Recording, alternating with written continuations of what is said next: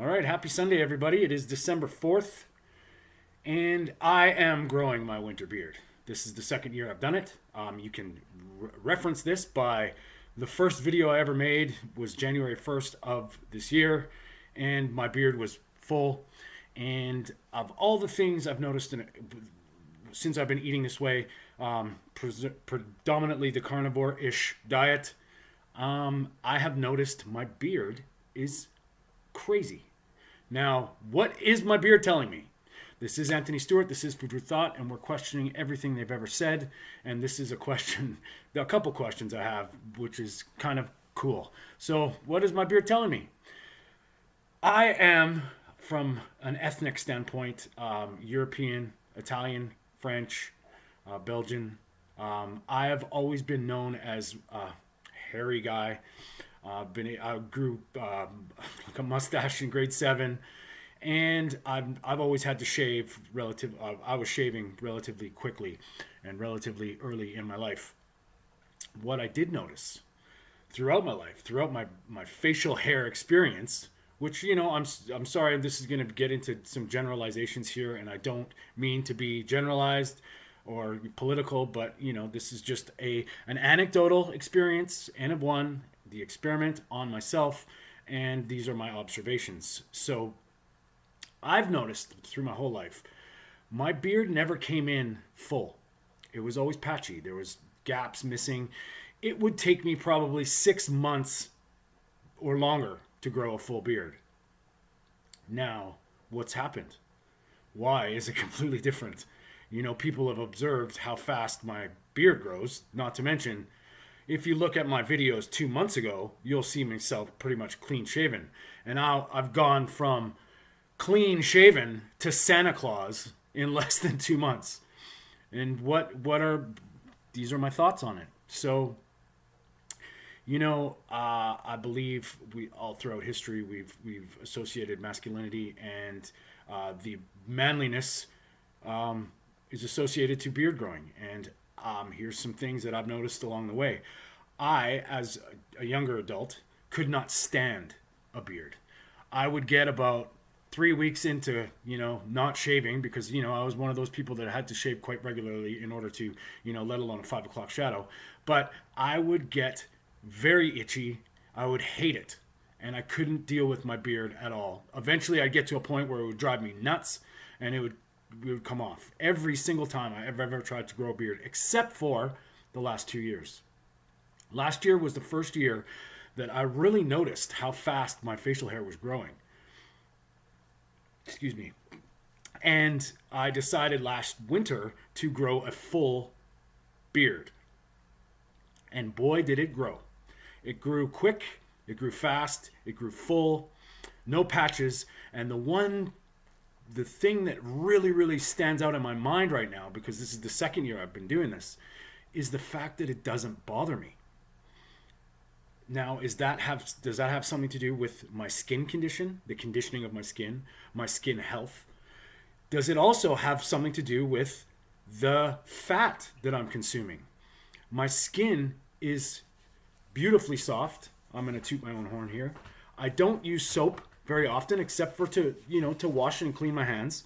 But body soap, when I'm dirty, I will use it. But for the most part, I haven't been using soap, and I've been using natural stuff, the least amount of chemicals as possible. All soap is actually used, or chemical reaction makes it. So there is a certain amount of chemicals that are associated with soap, but added chemicals and stabilizers, saponification, lathering chemicals, scents, I stay away from all that. So this was the second year that I've grown my beard. Now, as you can see, it is full. And this is what the questions I have. Why? Why after, has it taken me 47 years for my testosterone to catch up with actually becoming a man? Or is it, just the genetic predisposition to maybe this is my mature adulthood, which are possible. But I would have to say in the universal collective coincidental, if you don't believe in coincidences, this is what's going on. I'm eating a high-fat diet. I'm getting complete and, well, complete and good quality protein. I'm eating a nutrient-dense diet. I'm eating a lot of cholesterol. I think those things have a huge part to play. Now, unfortunately, the only way I would be able to not, or to sort of test this theory would be to go back to my old diet of consuming vegetable oils and hard healthy grains and all that stuff that did nothing for me. If anything, I held body fat. I was 226 pounds. I didn't eat that badly. At times in my life I did. I'm certain of it. I just didn't really even think of it. Now, since I've made this change, with all the other things, I mean, I'll show you. You can see some videos about what I've done. This is another side effect or symptom of proper nutrition. I believe, my opinion. I believe that because I'm eating high fat, nutrient dense, getting essential amino acids, essential fatty acids, a proper vitamin and mineral, sources of vitamins and minerals, that this is all contributing to the health of my beard. Now, people will argue, and that's okay. What my job is on this channel is to challenge you to think. Challenge your beliefs. Do you believe them because you've been told? Or do you believe them because, you've had some personal experience that's led you a certain way? I've been doing everything they've been telling me not to. And I've noticed that I feel better, arguably look better. Now my beard, for the second year in a row, is off the dial. So I'm going to continue to grow it this winter, and we're going to see how long I can get it. But I can assure you, throughout my life, there was no way this was possible. It was patchy. It looked like crap. Now the gray is another topic. And I've just been doing some research into potential reasons why we gray. And, spoiler alert, it all comes down to minerals and trace minerals and the nutrient density of our diets, which kind of, funny enough, everything seems to revolve around nutrition. So once again, this is a spillover effect of me being carnivore-ish, an animal-based, good saturated fat, and this is the result. So, I don't know what's best for you. I can help.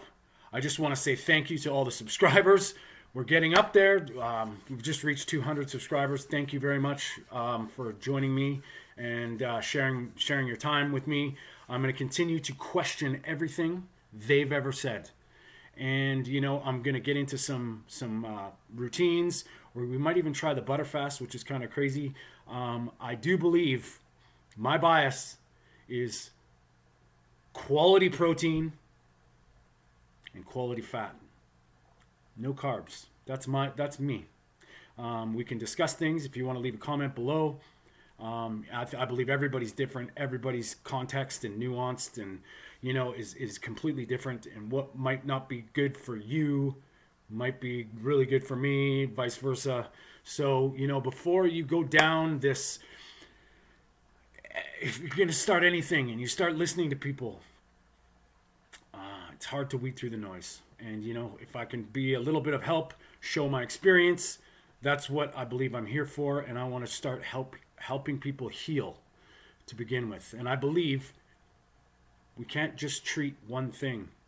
Health is a very broad general statement. And if you focus on your health, things will get better. There's a lot of ways to do it. And, some might be better than others. But you know what? That's what we're here to do. You can use me as an example. I'm doing things. I'm standing everything on its head. And things are working out for me very well. I'm sleeping great. I'm breathing great. I'm thinking great. My body is responding to my nutritional protocols that I've been doing. And, there's a lot of dogma. There's a lot of bullshit out there. And if I can help you on your way to maybe, getting yourself into a better state, by all means, message me, comment below. Thanks again to everybody. Thanks to the new subscribers. I'm going to keep doing what I'm doing. This gives me inspiration, and hopefully I'm helping some people. If I can help, if this can help somebody that you might think might benefit from my experience, please share the videos. All right, guys, we're going to leave it at that. Thank you very much. We're going to get into a cold December. My building doesn't have heat right now. That's another day. Stay strong.